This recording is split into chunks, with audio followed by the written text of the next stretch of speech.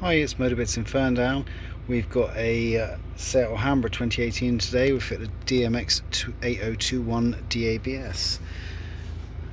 So units on the dashboard looking all nice.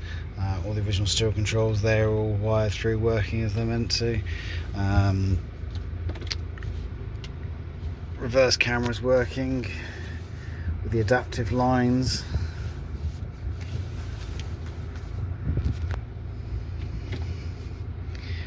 The 8021 also has what they call the UART connection, so if I change the heater controls on the original system, it actually comes through on the stereo display. Nice little feature. You can adjust obviously independent things through there. It does all of your normal digital radio stations. Everything's all on there using the original aerial on the car, and obviously does all your normal Apple CarPlay, Android Auto.